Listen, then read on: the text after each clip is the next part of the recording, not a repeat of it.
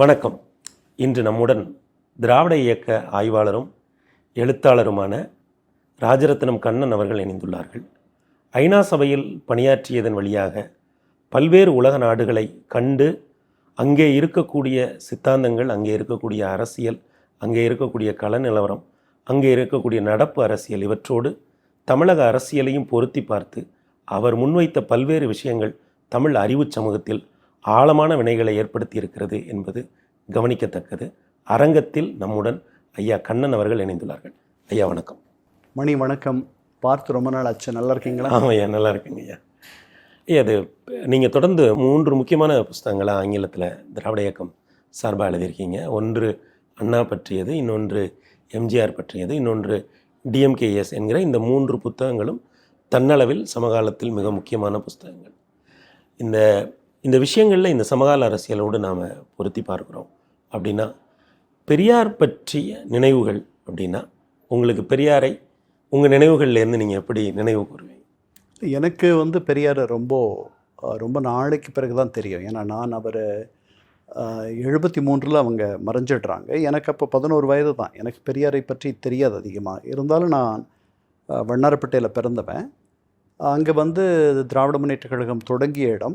அங்கே திராவிடர் கழகத்திற்கென்று ஒரு ஆழமான ரொம்ப காத்திரமான தோழர்கள் சில பேர் இருந்தார்கள். நான் பிறந்த இடத்துக்கு ஒரு 10-15 நிமிட தொலைவிலேயே ஒருத்தர் பெரியாருடைய பக்தர். அவர் ஒரு பள்ளிக்கூடம் நடத்திட்டு இருந்தார். அந்த பள்ளிக்கூடம் பொதுவானது, எல்லாரும் படிக்கலாம். அவர் எப்போவும் அந்த பெரியாருடைய தொண்டர், அணுக்க தொண்டர்ன்ற மாதிரி தெரியும். அவர் அது மாதிரி உடுத்திருப்பார். அது எனக்கு என்னுடைய வயதுக்கு எனக்கு அது ஒரு வினோதமாக இருக்குது. மற்ற இடங்கள் மாதிரி இல்லாத இது ஒரு வித்தியாசமான பள்ளியாக இருக்குது. இவருடைய உடை வேறு மாதிரி இருக்குது அப்படின்ற மாதிரி. அவர் கருப்பு சட்டை போடுறது அந்த மாதிரி. ஒரு பெயர் கூட எனக்கு தெரியலை. அதனால் எனக்கு பெரியாரை நான் தெரிந்து கொண்டது என்பது மிக மிக தாமதமாக. நான் ஒரு 40 வயதில் அல்லது 35 கடந்த பிறகு தான் நான் பெரியாரை பற்றி தெரிந்து கொள்ளுகிறேன். பெரியார் விதைத்த விதை ஒரு விருட்சமாக வந்திருக்கு அப்படின்றது பின்னாடி இப்போ இன்றைக்கி இருக்கிற அரசியல் நடப்புகள். இந்த 30-40 ஆண்டுகள் அண்ணாவுடைய சரிதையை எழுத சொல்லி அந்த முயற்சியில் ஈடுபடும் பொழுது தான் அண்ணா அது ஒரு வசந்த காலம்னு ஒரு கடிதம் எழுதியிருப்பார். அந்த கடிதத்தில் அந்த கடிதத்தை விட அழகாக பெரியாருடைய பெருமைகளை சொல்ல முடியாது. அதாவது, நீங்கள் உங்களுடைய பணிகள், உங்களுடைய தொண்டு இந்த சமூக அதில் தான் அவர் சொல்லுவார், ஐயா நான் கண்டதும் கொண்டதும் ஒரே தலைவர். இல்லை, அவரோட 49 அவருடைய திராவிட முன்னேற்ற கழக தொடக்க கால பேச்சில் அவர் சொல்கிறது. அந்த என் வசந்த காலம் நான் பெரியாருடன் இருந்த காலம். ஆமாம், அதில் அது வரும்னு நான் நினைக்கல. அவர் பேசும்பொழுது நான் அறிந்த ஒரே தலைவர், எனக்கு இதுக்கு முன்னாடியும் தலைவர் கிடையாது, அதுக்கு பின்னாடியே இருக்க மாட்டார் அப்படின்னு. அதாவது அவர்கிட்ட பிரிஞ்சு வர்றார் இல்லையா? அதனால சொல்ல, நான் அறிந்த ஒரே தலைவர், எனக்கு அவர் ஒருத்தர் தான் தலைவர், இந்த கட்சிக்கே அவர் தான் தலைவர் அப்படின்னு அந்த தலைமை பொறுப்புன்னு சொல்லிட்டு, இந்த ஆங்கிலத்தில் சொல்லுவாங்கல்ல, நாம கௌரவ பதவின்னு சொல்லுவோம், ஆங்கிலத்தில் டிச்சுலர் ஹெட்ன்னு சொல்லுவாங்க. அந்த மாதிரி டிச்சுலர் ஹெட்டாக அவரை வச்சிருந்தார். ஸோ அப்போ சொன்னது அது, நான் அறிந்த ஒரே தலைவர் அப்படின்ட்டு. அவர் காரணம் சொல்றாரு, ஏன் நான் இவ்வளவு நெருக்கமாக இருந்த, நான் தான் அங்கே அவர் குரு மகா சன்னிதானம், நான் தான் கட்டளை தம்புறான். அப்படியே ஆமாமா, என்ன நான் எதுக்கு அங்கிருந்து வரணும், நான் வந்துட்டேன். அவர் அதனால் அது காரணங்கள் அடுக்கும் பொழுது சொல்கிறாரு, நான் அறிந்த ஒரே தலைவர் அவர் தான், எனக்கு வேறு எந்த தலைவரும் கிடையாது, நான் வேறு எதை நோக்கியும் போகலை. அந்த நேரத்தில் சொன்னது. அதே மாதிரி இந்த அரசு அவருக்கு காணிக்கை சமர்ப்பணம் அப்படின்னு சொல்கிறது எங்கன்னா சட்டமன்றத்தில் அவர் ஒரு விடுதலை போராட்ட வீரர். அவருக்கு தியாகிகள் பென்ஷன் அல்லது விடுதலை பென்ஷன் கிடைக்குமான்னு சொல்லும் பொழுது அந்த தருணத்தில் முதலமைச்சர் அண்ணா பதில் சொல்கிறாங்க சட்டமன்றத்தில், இந்த அரசே அவருக்கு காணிக்கை தான், தனியாக தர வேண்டிய அவசியம் இல்லைன்னு சொல்கிறாங்க. அதுதான் அந்த தருணம். இப்போ அந்த வசந்தம், அது ஒரு வசந்த காலம் அப்படின்ட்டு எழுதுறாரு இல்லையா? அதில் பெரியாருடைய தொண்டு, அவர் ஆற்றிய பணிகள், அவருடைய அந்த பணிகளுடைய விளைவு அப்படின்றத உருகி எழுதுறாரு. ரொம்ப அழகான, ரொம்ப அற்புதமான அவர்களுடைய உறவை, அண்ணாவனுடைய நன்றி அறிதலை மிக அழகாக வெளிக்கொணரும் ஒரு கடிதம். அதை என்னுடைய புத்தகத்தில், தமிழ் படுத்தின அந்த புத்தகத்தில் அப்படியே வரும். ஆங்கிலத்தில் அதை நானே ஆங்கிலப்படுத்தி போட்டிருந்தேன். அதை படிக்கும் பொழுது எனக்கு புல்லரிச்சது. இப்படி ஒரு உறவு இருக்க முடியுமா இரு தலைவர்கள் மத்தியில்? அவர்கள் 14 ஆண்டுகள் அவர்கள் 2 பேரும் ஒரு இந்த இந்த தமிழகத்தை அவர்கள் இருவரும் சேர்ந்து புரட்டி போட்டது போல் வேறு 2 பேர் புரட்டி போட்டிருப்பார்களா என்று தெரியாது.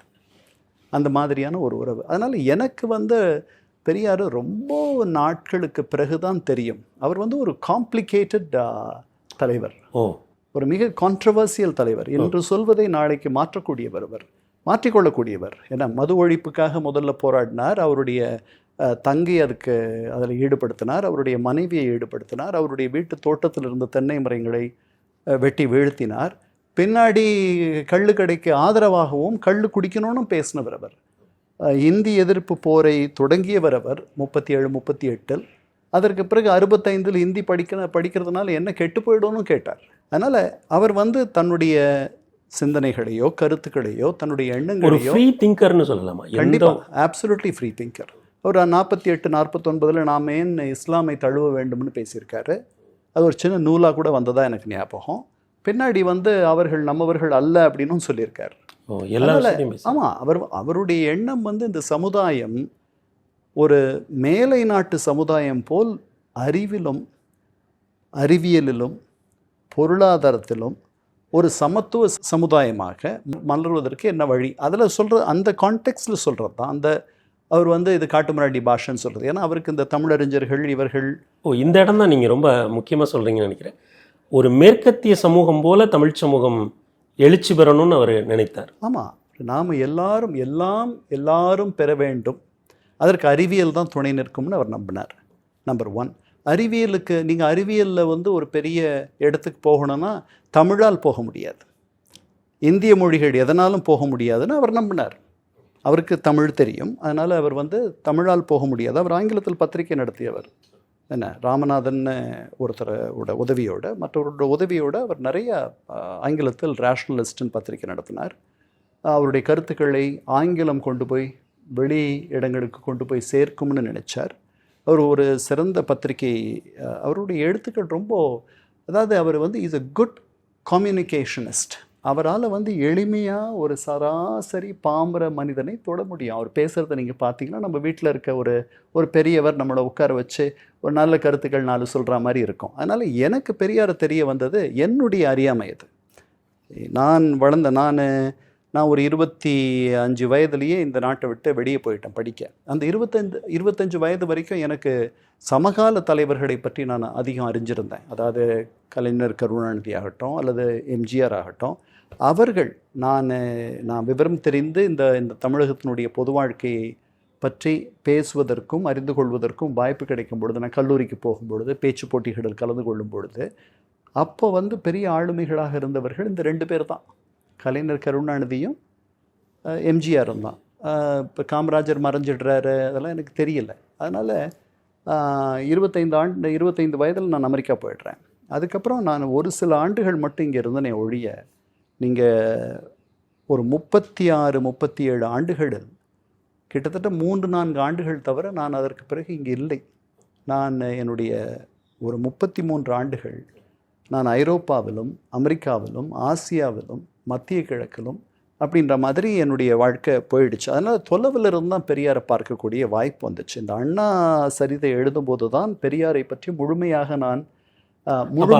அப்படி பார்க்கிற பொழுது ஒரு மேற்கத்திய அனுபவத்தோடு பெரியாரை, ஒரு மேற்கத்திய சிந்தனைகளை நோக்கி தமிழ் சமூகம் நகர வேண்டும் என்று நினைத்த ஒரு மனிதரை நீங்கள் ஒரு நீண்ட மேற்கத்திய அனுபவத்துக்கு பிறகு பார்க்குற ஒரு வாய்ப்பு உங்களுக்கு கிடைத்ததுன்னு நான் புரிஞ்சுக்கலாம். அவர் இளமையில் வந்து அவர் ஜெர்மனி போனார், ரஷ்யா போனார். அங்கே வந்து நியூடிஸ்ட் காலனின்னு ஒன்று இருந்துச்சு ஜெர்மனியில். அந்த காலனியை போய் பார்த்தார் அவர். அதாவது நிர்வாணமாக இருப்பவர்களுடைய ஒரு கழகம் அது. அந்த கழகத்தை போய் பார்த்தார். அவருக்கு வந்து எல்லாமே, அதாவது அவருக்கு மேலை அவர்களுடைய வளர்ச்சியும் அவர்களுடைய செல்வமும் அவர்கள் வளர்ந்த விதமும், இங்கே வந்து வறுமையும் ஏழ்மையும் தாழ்மையும் தானே இருக்குது. அப்புறம் அவங்களுக்குள்ள சமத்துவம் இருக்குல்ல, ஜாதி பாகுபாடு கிடையாது, அது கிடையாது, இது கிடையாது, இப்படி பிரித்து வைக்கிறது அப்படி பிரித்து வைக்கிறதெல்லாம் கிடையாது. அதனால் அவங்ககிட்ட இருந்து அந்த மாதிரி செய்திகளை நம்ம எடுத்துக்கணும் அப்படின்னு நினச்சார். அதனால தான் அவர் வந்து வெள்ளைக்காரனே போகக்கூடாது இந்த ஊரில் இருந்து அப்படின்னு நினச்சார். அவன் ஒரு துலாக்கோல் மாதிரி வந்து அவன் வந்து சமன் செய்து சீர்தூக்கும் துலாக்கோல் மாதிரி அவன் இருப்பான். இந்த நாடு வந்து வெள்ளைக்காரன் போயிட்டானா நாம் பிராமண ஆதிக்கத்துக்கிட்ட போயிடுவோம் அப்படின்ற மாதிரி நினச்சி தான் அவர் வந்து அவர்கள் இருக்கணுன்றார். 39 தான் அந்த எண்ணம் மாறுது. அவர் வந்து அதை தான் அண்ணாவும் சொல்கிறார், நீங்கள் வெள்ளைக்காரனை நாளைக்கு போக வேண்டும் என்று சொன்னால் நாங்கள் இன்றைக்கே போக வேண்டும் என்று சொன்னவர்கள்னு சொன்னார். அதாவது விடுதலை இவர்கள் வெள்ளைக்காரர்களுடைய அடிவருடிகள் அப்படின்ற அந்த குற்றச்சாட்டுக்கு பதில் சொல்கிற விதமாக. அப்போ 39 அவருக்கு அந்த அந்த பார்வையில் மாற்றம் வந்துருச்சு. அது அண்ணாவால் அதாவது அண்ணா இவர்களெல்லாம் சேர்ந்து சொல்லுகிறார்கள். அவர் அவர் அவர் மாறலை. அவர் வந்து சுயராஜ்யம் வரணும்ன்றதுல அவருக்கு எந்த விதமான கருத்து இருந்ததா எனக்கு தெரியல. சுயராஜ்யம் வர வேண்டும் என்றால் அதிகார நகர்வு என்பது தன்கிட்ட வரணும். தன்கிட்டனா தனக்கு இல்லை, அதாவது எளியவர்களிடத்தில் அதிகார வர்க்கத்துக்கிட்ட வராத பிராமணர் அல்லாதார்கிட்ட வரணும். அதுக்கு வந்து உங்களுக்கு ஒரு கேரண்டி இன்சூரன்ஸ் வேணும்னா அது வெள்ளைக்காரன் தான் தர முடியும். அதனால் அவர் வந்து அவன் இருக்கணும்னு நினச்சார். இதுக்கிடையில் அவருடைய பிரதம தளபதியை யார் வரா? அண்ணா வந்துடுறார். அண்ணாவுக்கு ஒரு பெரிய தொலைநோக்கு உண்டு. அவர் சொல்கிறாரு, அவர் வந்து விடுதலை நாள் துக்க நாள் அப்படின்ட்டு இவருடைய பொதுச் செயலாளர் அவருடைய கட்சியினுடைய வேதாச்சலம்னு சொல்லிட்டு பொறுப்பில் இருக்கிறவர் அவர் தான் துக்க நாள்னு சொல்கிறது. இந்த துக்க நாள்னு சொன்னது பொதுச் செயலாளர் வேதாச்சலம் தான் சொல்கிறார். அவர் பொதுச் செயலாளரான்னு தெரியல, அவர் சொல்கிறார். ஆனால் பெரியார் அப்படி சொல்லலை. இல்லை, பெரியார் அப்படி தான் சொல்கிறார். ஆனால் அந்த துக்க நாள் அப்படின்ற பிரயோகம் வந்து அவர் கொடுக்குற அறிக்கையில் அது வருது. அதற்கு பிறகு இவர் அதை எதிர்த்து பேசுகிறார். இப்படி சொல்லிட்டாருன்றதுனால உடனே அண்ணா வந்து அண்ணா பிகம்ஸ் வெரி ட்ரபிள்ட். ஒரு பயங்கர சஞ்சலத்துக்கு ஆளாயிடுறார். ஏன்னா இது வந்து அண்ணாவே சொல்கிறார், அது வந்து ஒரு 8 பக்க அறிக்கை, 16 பக்கம் திராவிட நாடு, அதில் பாதி வந்து அண்ணாவினுடைய மறுப்பறிக்கை, இது துக்க நாள் அல்ல அப்படின்ட்டு எழுதுறார். அந்த சுதந்திரத்தை துக்க நாள்னு திராவிடர் கழகம் சொன்னதுக்கு மறுப்பாக திராவிட நாடு இதெல்லாம் அண்ணா 8 பக்கத்துக்கு ஒரு விளக்கம் எழுதியிருக்கிறார். ஆமாம், அது மறுபறிக்க தரார். இது துக்க நாள் அல்ல, கொண்டாடப்பட வேண்டிய நாள், நம்முடைய 3 எதிரிகளில் ஒரு எதிரி ஒழிந்த நாள். பிரிட்டிஷை எதிரியாக பார்க்குறார் இவர். அவர் வந்து கூட்டாளியாக பார்த்தார், கூட்டணியாக அவனுடைய உதவியோடு தான் நாம் வந்து பிராமண எதிர்ப்பை பண்ண முடியுன்ற மாதிரி அவர் நினச்சார்.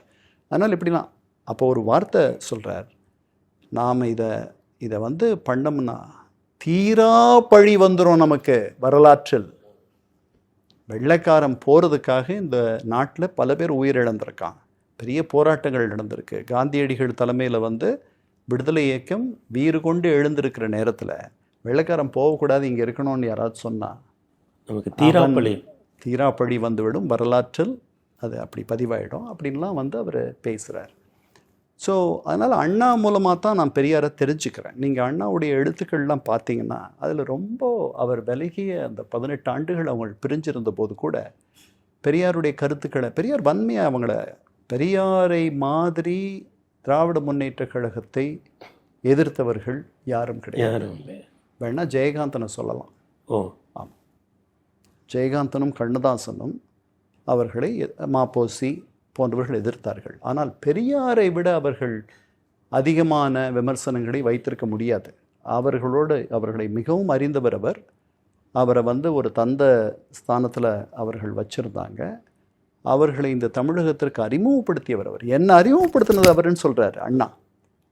என்ன அறிமுகப்படுத்தினா இந்த நாட்டுக்கு என்ன தெரியப்படுத்தியது அவரால் அப்படின்ட்டு. அதனால் அவருடைய தொண்டு எப்படின்னா ஒரு வருஷத்துக்கு ஒரு 200 கூட்டங்கள் அவருடைய தள்ளாத வயதிலும் போய், அவர் ஒரு பெரிய செல்வந்தர். அதெல்லாம் விட்டுட்டு அவர் என்ன நம்பினாரோ அதற்காக ஒரு 2 நாளைக்கு ஒரு தடவை போய் ஒரு கூட்டம் நடத்தி, கல்வி என்பது வந்து ஒரு ஏணி, அந்த கல்வியால் மட்டும்தான் நாம் நினைக்கிற இடத்துக்கு போக முடியும் அப்படின்ற எண்ணத்தை திண்ண பள்ளிக்கூடத்தில் 3வது 4வது வரை படித்த ஒரு கிழவர் தமிழகம் எங்கும் அவரால் விதைக்க முடிந்தது. அதனுடைய வெளிப்பாடு தான் இன்னைக்கு வந்து இந்த 50-60 ஆண்டுகளில் பிராமணர் அல்லாதார் மிகப்பெரிய பொறுப்புகளுக்கு வரக்கூடிய வாய்ப்பு வந்தது. பெரியார் வந்து படிப்பினுடைய, அதாவது அகடமிக் ஸ்டடீஸ் இல்லையா, அந்த கல்வி வந்து ஒரு சோஷியல் மொபிலிட்டி. சோஷியல் மொபிலிட்டிக்கு நீங்கள் வந்து சிவில் சர்வீஸ் எழுதி ஐஏஎஸ் ஆகுறீங்க. நீங்கள் இந்த சமூகம் வந்து அந்த சமூக படிநிலையில் நீங்கள் எங்கேயோ போயிடுறீங்க, மேலே போயிடுறாங்க. அப்போ உங்களுக்கு நீங்கள் ஒரு பெரிய நியூரோ ஃபிசிஷியன் ஆகுறீங்க. நியூரோ சயின்டிஸ்ட் ஆகுறீங்க, நீங்கள் ஒரு பெரிய பொட்டனிஸ்ட் ஆகுறீங்க, நீங்கள் ஒரு பெரிய சோஷியாலஜி ப்ரொஃபஸர் ஆகுறீங்க, அல்லது ஸோ உங்களை வேறு இடத்துக்கு கொண்டு போயிடும். அதை பல சமூகங்கள், பிராமணர் அல்லாத சமூகங்கள், அவர்கள் வணிகத்திற்கு கொடுத்த முக்கியத்துவத்தை கல்விக்கு தரவில்லை. அவர்கள் லக்ஷ்மியை நாடி போன மாதிரி அவர்கள் சரஸ்வதியை, கலைவாணியை நாடி போகவில்லை. ரெண்டும் முக்கியம் அப்படின்ட்டு அதிகம் படிக்காதேவர் தமிழகம் எங்கும் போய் எல்லாரையும் படிப்பதற்காக தூண்டினார். அது அவருடைய மிகப்பெரிய சேவை. அதுக்கப்புறம் காங்கிரஸை விட்டு அவர் வெளியே வந்ததுக்கு காரணமே, அவர் என்ன கேட்குறார், காம்யூனல் ரெப்ரசன்டேஷன் கேட்குறார். அதாவது இடஒதுக்கீடு அப்படி என்பது அவசியம் அப்படின்னு காங்கிரஸ் ஒத்துக்கணும், இன் பிரின்சிபல் ஒத்துக்கணும்ட்டு. காங்கிரஸ் அப்போ பதவியில் இல்லை. அதனால் அவர் 6 ஆண்டுகள் தொடர்ந்து அந்த தீர்மானத்தை கொண்டு வர முயற்சி பண்ணி தோற்று போகிறார். இந்த தீர்மானத்தை வரவிடாத கூட பண்ணுறாங்க. இவர் தலைவராகவே இருந்திருக்கார், அப்போ கூட இவரால் வெற்றி கொள்ள முடியல. அப்போ தான் காங்கிரஸ் தனக்கேற்ற இடம் இல்லை, இந்த மாதிரி தான் எல்லாரும் படிக்கணும், எல்லாரும், அதாவது ஏற்றத்தாழ்வு இல்லாத ஒரு சமுதாயத்தை அமைக்கிறது தான் அவருடைய எண்ணம். அதற்கு எதிர்ப்பாக இருந்தவர்கள் பிராமணர்கள்னு அவர் நினைச்சார்.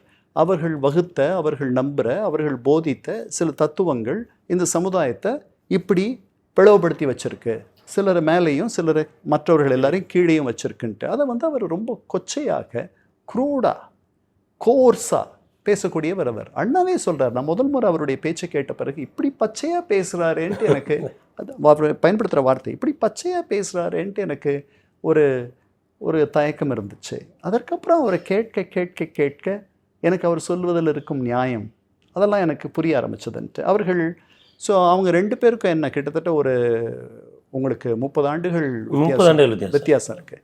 அதனால் அவருடைய மகன் மாதிரி தான் அவர் அப்படித்தான் நடத்தினார். அவரை 35 பழக ஆரம்பித்த பிறகு முதல் 3-4 ஆண்டுகள் அவர் கொஞ்சம் விலகிருந்தான் பழகிறார்.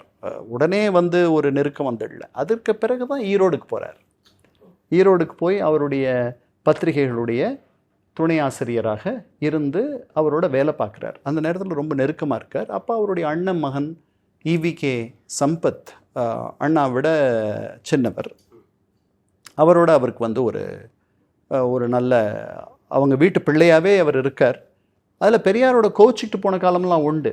அப்போது பெரியாரும் சரி, அவங்க அண்ணாவும் சரி, அவரை வருந்தி எழுதி நீ வந்துடணும், அதான் அண்ணாவே சொல்கிறார், இப்படிலாம் நடந்திருக்கு. அதே மாதிரி அவர் முதல் முறையாக வீட்டுக்கு இவரோட வேலை பார்த்துட்டு அதுக்கப்புறம் காஞ்சிபுரத்துக்கு அவங்க வீட்டுக்கு போகும்போது ஐயாவே என்னை ஒரு பாதி தூரம் தெருவுக்கு என்னை வழி அனுப்பி விட்டார். இந்த அளவுக்கு பெரியார் எமோஷ்னலாலாம் இருந்திருக்காரு. ரொம்ப ஒரு தந்தை மகனுக்குரிய உறவு மாதிரி தான் அது இருந்துச்சு. அவர்கள் அந்த 14 ஆண்டுகளில் அவருக்கு ஏற்பட்ட ஏமாற்றங்கள், பெரியார் ஒரு டிக்டேட்டர், அவர் சர்வாதிகாரி, அவரிடத்தில் வேலை பார்ப்பது என்பதெல்லாம் ஒன்றும் அவ்வளவு ஈஸி கிடையாது. அண்ணாவே சொல்கிறாரு, அவர்கிட்ட பெருசாக எந்த விதமான அவருடைய குற்றச்சாட்டு எதுவும் வைக்கப்படாமல், விமர்சனங்களுக்கு ஆளாகாமல் வேலை பார்த்த ஒரே ஆள்னு சொல்கிறதுனா நாவலர்னு சொல்கிறார், நெடுஞ்செழியனை. அப்படியா? ஸோ அந்த மாதிரி நாவலர் நாவலரை ஒரு ஜென்டில்மேன், நிறைகுடம் அப்படின்னு கண்ணதாசன் எழுதுகிறார்.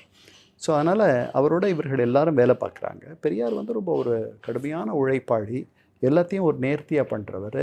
அவர் எழுதுகிற கட்டுரைகளாகட்டும், அவர் எழுதுகிற அறிக்கைகளாகட்டும், அவர் பேசுகிற பேச்சாகட்டும், அதில் உங்களுக்கு கருத்து மாறுபாடு இருக்கலாம், ஆனால் அது சொல்கிற அந்த வினயம், அந்த நயம், அது சில நேரங்களில் மிக பச்சையாக, கொச்சையாக, காதுகளில் ஈயத்தை காய்ச்சி ஊற்றுனது மாதிரிலாம் சொல்லியிருக்கார். இதெல்லாம் நடந்துச்சு. அப்போ இப்படி புரிஞ்சுக்கலாமா? அதாவது இந்த சமூகத்தில் ஏற்றத்தாழ்வுகள் இருக்குது, வறுமை இருக்குது, இது எல்லாவற்றுக்குமான முதல் தீர்வாக இது ஒரு நவீன சமூகமாக உருவாக வேண்டுமென்றால் கல்வியை பிடிக்கணுங்கிறத பெரியார் திரும்ப திரும்ப வலியுறுத்தினார்னு புரிஞ்சுக்கலாமா? அப்படித்தான் நான் கேள்விப்படுறேன். அவர் போன கூட்டங்களில் இதை நேராக பார்த்தவர்கள் எனக்கு சொன்னது. அவர் போன கூட்டங்களில் நம்ம எல்லாம் படிக்கணுன்ட்டு அவர் வலியுறுத்தினார். இதை எல்லா கூட்டங்கள்லையும் சொன்னார். இந்த படிப்புக்கு தடையாக இந்த பிராமணர்கள் இருந்ததாக அவர் நம்பினார். பிராமணர் அல்லாதார் படிப்பு என்பது அவர்களுக்கு மட்டுமே சொந்தம் என்ற மாதிரியும், மற்றவர்களுக்கு வணிகம், மற்ற விஷயங்கள் சொந்தன்ற மாதிரியும் அவர்கள் இந்த சமூக அமைப்பை அமைத்திருந்தார்கள். அது கிடையாது. படிப்பு என்பது எல்லாருக்கும் பொதுவானது. அதை நாம் வந்து தொடரணும். அதை தொடர்ந்தோம்னா அவனுக்கு இணையாக நாம் வர முடியும். அவன் நம்புகிற பல விஷயங்களை நம்ம மொத்தமாக தூக்கி எறிஞ்சிட்டா தான் இந்த சமூக கட்டமைப்பை நம்ம மாற்றி அமைக்க முடியும். இல்லைன்னா இத்தனை ஏற்றத்தாழ்வுகள், இந்த ஜாதி அந்த ஜாதி அப்படின்ட்டு நம்ம பிரிஞ்சிருப்போம். அதற்கு பிறகு இந்த பழம் பெருமை பேசிக்கிட்டு மறைவாக நமக்குள்ளே பழங்கதைகள் சொல்லுவதில் ஒரு மகிமை இல்லை, திறமான புலமை எனில் அதை வெளிநாட்டார் வணக்கம் செய்தல் வேண்டும்னு பாரதி சொல்கிறான் இல்லையா? அதைத்தான் அவரும் சொன்னார். அதற்கு வழி ஆங்கிலம் அப்படின்றார். அவர் இந்திய மொழிகள் மீது அவருக்கு நம்பிக்கை கிடையாது, தமிழ் மீது நம்பிக்கை கிடையாது. இந்திய எதிர்ப்பு போராட்டத்திற்கு பிறகு அவர் என்ன சொல்கிறாரு பின்னாடி? நான் தமிழுக்காக இந்த போராட்டத்தை நடத்தினேன்னா கிடையவே கிடையாது. ஆங்கிலம் இருக்கணும், அந்த இடத்துல ஹிந்தி வந்துடும்ன்றதுக்காகத்தான் நான் வந்துட்டு இந்த போராட்டத்தை நடத்தினேன். நாம் வாழணும்னா அதற்கு வழி ஆங்கிலம். என்ன அதனால் அவர் வந்து ரொம்ப வேடிக்கையெல்லாம் சொல்கிறாரு, உன் வீட்டில் உன் மனைவி கிட்ட ஆங்கிலத்தில் பேசு, வேலைக்காரிக்கிட்ட ஆங்கிலத்தில் பேசு, அப்படிலாம் சொல்கிறாரு. இதெல்லாம் என்ன, இதெல்லாம் பைத்தியகாரத்தனமாக இருக்குன்ற மாதிரி சில பேர் எண்ணலாம். ஆனால் அவர் ஆங்கிலம் ரொம்ப முக்கியமான ஒரு விஷயத்தை நீங்கள் சொல்கிறீங்க. ஏன்னா ஒரு சமூகம் நவீனமாகணும், அந்த நவீனமாகிற சமூகம் ஒரு மேற்கத்திய சமூகம் போல் ஒரு சமத்துவ சமூகமாக வரணும்னா அது கல்வியில் உயர வேண்டும். அந்த கல்வியிலும் வெறும் ஒரு அகடமிக் எஜுகேஷன் அப்படிங்கிறத தாண்டி அது ஆங்கில புலமை மூலம்தான் நம்ம சர்வதேச சமூகங்களோடு இணைய முடியும்னு அவர் நம்புறாரு இல்லைங்களா? அறிவியல் அறையை நீங்கள் திறப்பதற்கு திறவுகோல் வந்துட்டு ஆங்கிலம் அப்படின்னு அவர் நம்பினார். அதுதான் பெருமளவு இன்றைக்கும் உண்மையாக இருக்கு. இந்த ரஷ்யர்களும் சீனர்களும் ஜாப்பனீஸும் கொரியர்களும் அதை கொஞ்சம் மாற்றி அமைத்திருக்கிறார்கள். அவர்களால் ஆங்கிலத்தினுடைய உதவி இல்லாமல் அவர்களால் மேலே வர முடியுது. அவர்கள் எல்லாரும் வந்து அவங்க நாடுகள்லாம் ஹாமோஜனஸ், மொத்த நாடும் ஜாப்பனீஸ் பேசுது, மொத்த நாடும் கொரியன் பேசுது. அவர்கள் 6வதுலேருந்து ஆங்கிலத்தை ஒரு துணை பாடமாக படிக்க ஆரம்பிக்கிறாங்க. பல மொழிபெயர்ப்புகள் வேகமாக நடந்துருது. அவர்களுடைய மருத்துவ படிப்பாகட்டும், பொறியியல் படிப்பாகட்டும், ஏரோநாட்டிக்கல் ஆகட்டும், ஸ்பேஸ் ஆகட்டும், நியூரோ சயின்ஸ் ஆகட்டும், எல்லாமே ஜாப்பனீஸில் நடக்குது. அந்த வலிமையை அவர்கள் அந்த மொழிக்கு தந்திருக்கிறார்கள். அவர்கள் அப்படி உருவாகி இருக்கிறார்கள். அப்புறம் இன்னொன்று நீங்கள் பார்த்துக்கணும், ஜாப்பனீஸ் were not colonized. அவர்கள் போய் காலனி நாடாக இருந்தார்களே ஒழிய அவர்கள் ஒரு கடந்த 500 ஆண்டுகளாகத்தான் இந்த உலகத்தோடவே அவர்களுக்கு தொடர்பு வருது. அவர்கள் ஒரு ஓரமாக ஒதுங்கியே இருந்தவர்கள். ஸோ அவங்க அந்த 120 மில்லியன், 130 மில்லியன் அவர்களால் அவர்களுடைய மொழியில் அவர்களால் இயங்க முடியும். அவர்கள் வந்து பல ஆங்கில வழி அவங்களுக்கு கிடைக்கிற செய்திகளை உடனே அவர்கள் மொழிபெயர்த்துக்கக்கூடிய வலிமை அவங்களுக்கு இருக்குன்னு சொல்கிறாங்க. அதனால் அவர்களால் நீங்கள் ஒரு ஜாப்பனீஸ் மொழியிலேயே படித்த ஒரு டாக்டரை கொண்டு வந்து, ரஷ்ய மொழியிலேயே படித்த ஒரு டாக்டரை கொண்டு வந்து, அமெரிக்காவிலோ இங்கிலாந்திலோ ஆஸ்திரேலியாவிலோ படித்த ஒரு டாக்டரோடு நீங்கள் இணைக்கும் பொழுது அவர்களால் ஒரே அளவில் அவர்களுடைய பரிபாஷையை அவர்கள் செய்ய முடியும். அந்த மாதிரி இருக்குது. அதெல்லாம் முடியாத தமிழ்லன்னு அவர் நினைக்கிறார். அவர் நினைக்கிறதுக்கு எனக்கு தெரியும். நீங்கள் எப்படி தமிழில் பிஸின்னு சொல்லுவீங்க? நான் பிஸியாக இருக்கேன்னு எப்படி சொல்லுவீங்க? வேலையாக இருக்கேன்னு சொல்லுவீங்க. வேறு என்ன சொல்ல முடியும் உங்களால்? பிஸியும் வேலையாக இருக்கிறதும் ஒன்றா? இது மாதிரி பல நமக்கு வந்து இப்போ சாப்பாடு ரெடின்ட்டு தயாருன்ட்டு எப்படி சொல்லுவீங்க தமிழில்? சாப்பாடு ஆயிடுச்சுன்னு சொல்லுவீங்க. ஹோட்டல் நடத்துகிறீங்கன்னா எப்படி போர்டு போடுவீங்க? தயார் பாரசீகம், ரெடி வந்து இங்கிலீஷு. நீங்கள் தமிழில் எப்படி சாப்பாடு ஆயிடுச்சு, சாப்பாடு ஆயத்தம் ஆயிடுச்சுன்னு சொல்வீங்களா? இது மாதிரி இது வந்து ஒரு ஒரு ஒரு ஒரு உன்னதமான மொழி. இந்த மொழியை அறிந்தவர்களுக்கு இதனுடைய கவிதையும் இலக்கியமும் இதனுடைய படைப்பாளிகளும் வந்து உலகத்தரம் வாய்ந்தவர்கள். ஆனால் அதை மறுப்பறதுக்கு இல்லை. ஆனால் அவர் மறுத்தாரு. அப்படியா? அதையே தூக்கி போட்டோன்னார் அவர். அதாவது ஆங்கிலத்தில் சொல்லுவார்கள், throw away the baby with the bath water. குழந்தைய வந்து குளிக்க வச்ச தண்ணியை தான் நம்ம அந்த தண்ணியை தான் தூக்கி எறியணும். இவர் குழந்தையவே தூக்கி எறிஞ்சிட்டார் அந்த தண்ணியோட. அதனால் கோவில்கள் வேண்டாம்னாரு. அதுக்கப்புறம் வந்து பக்தி இலக்கியம் வேண்டாம்னாரு, தமிழ் இலக்கியங்கள் வேண்டாம்னாரு. திருக்குறளே வந்து ஒரு 30 குறளுக்கு மேலே வந்து பெருசாக தேராது, அதில் ஒன்றும் இல்லை அப்படின்னு சொன்னார். இதெல்லாம் சொன்னார். நான் இப்போது அதில் இப்போ என்ன மாதிரி இன்னைக்கு எனக்கு இவ்வளோ வயதாகிடுது, நான் இதெல்லாம் எடுத்துட்டா நீங்களும் நான் யார்? என்ன அடையாளம் நமக்கு? அதாவது தமிழர்கள் உயர வேண்டும் என்பதற்காக அவர் சொன்ன யோசனைகள் அத்தனையும் நீங்கள் கையாண்டு நீங்கள் வெற்றி காண்பீர்கள் என்பதில் எனக்கு ஒரு தயக்கமும் இல்லை. வெற்றி காண்பீர்கள். நீங்கள் அண்ணாதுரை மயில்சாமி மாதிரி பல பேர் வந்திருப்பீர்கள். ஆனால் நீங்கள் எப்படி ஒரு ஆர்டிஃபிஷியல் இன்டெலிஜென்ஸ் இன்னைக்கு வந்து நீங்கள் பண்ணக்கூடிய நான் பண்ணக்கூடியதை செய்தோ அந்த மாதிரி அடையாளம் தெரியாமல் நீங்கள் ஒரு இடத்திற்கு வந்திருப்பீர்கள். ஸோ அவருக்கு அடையாளம் என்பது பெரிய முக்கியம் இல்லை. நீங்கள் தமிழராக இருக்கிறது முக்கியம் இல்லை. நீங்கள் வெற்றி பெற வேண்டும், வளமாக வாழ வேண்டும், சுயமரியாதையோடு இருக்க வேண்டும், தலை நிமிர்ந்து நிற்க வேண்டும். உங்களுக்கு கீழே மேலே என்று யாரும் இல்லாமல் உங்களுடைய வாழ்வை நீங்களே செப்பனிட்டு கொள்ளும், தீர்மானித்து கொள்ளும் வலிமை உங்களுக்கு இருக்க வேண்டும். உங்களுடைய சுயமரியாதை என்பது மிக முக்கியம். அவர் வாழ்ந்த காலத்தில் அது இல்லை என்று அவர் எண்ணினார். ஸோ அவரை பார்க்கறதுக்காக வாஷிங்டனில் திருமணம் சாவி பத்திரிக்கை விஸ்வநாதனும் அவர் கூட வந்து இதயம் பேசுகிறது மணியன் 2 பேரும் போய் ஒரு நாள் போய் அவரை போய் பார்க்க போகிறாங்க. அதாவது பெரியாருடைய, அதாவது நம்ம பெருசாக வேறு இதெல்லாம் பேச வேண்டாம். அவர் என்ன சாதிச்சார்னு ஒரு கூறு மட்டும் அவரையும் சொல்கிறார். இந்த நிகழ்ச்சி அதுக்கு ஒரு நல்ல உதாரணம்னு நான் நினைக்கிறேன். அவங்க 2 பேரும் அவரை போய் பார்க்குறாங்க மீரான் சாஹிப் தெருவில் அவருடைய வீட்டில். 2 பேரும் போகிறாங்க. போன உடனே அவருக்கு காஃபி தராரு, காஃபி சாப்பிட்றாங்க. பேட்டி அது இதில் வந்திருக்கு விகடனில். உடனே சாவி கேட்குறாரு, உங்களுக்கு என்ன எங்கள் மேலே அவ்வளவு வருத்தம்? எங்களை இப்படி போட்டு படுத்துறீங்களே, இப்படி தாக்குன்னு தாக்குறீங்களே அப்படின்ட்டு அவரே கேட்குறாரு. ரொம்ப அழகாக அந்த பேட்டியை நீங்கள் பார்த்தீங்கன்னா தெரியும். அதுக்கு பெரியார் வந்து காஃபியெல்லாம் கொடுத்துட்டாரு, சாப்பிட்டுட்டாங்க. அவர் சொல்கிறாரு, நான் இப்படியெல்லாம் போடலைன்னா நீங்கள் எங்கள் வீடு ஏறி வந்து நான் கொடுக்குற காஃபியை நீங்கள் என்னோட உட்காந்து சாப்பிடுவீங்களா? சொல்றேனா? ஸோ இந்த சமத்துவத்தை, அதாவது வானத்தில் பறந்து கொண்டிருந்த அந்த தேவதைகள் மாதிரி இருந்த ஒரு சமூகத்தை தரைக்கு கொண்டு வந்தவர் அவர். நாம வான தேவதூதர்களாகவும் நாம வான தேவதைகளாகவும் மாற வேண்டும் என்றும் அவர் எண்ணினார். அதற்கு அவர் சொன்ன வழிகள் ரொம்ப கரடு முரடான வழிகள்.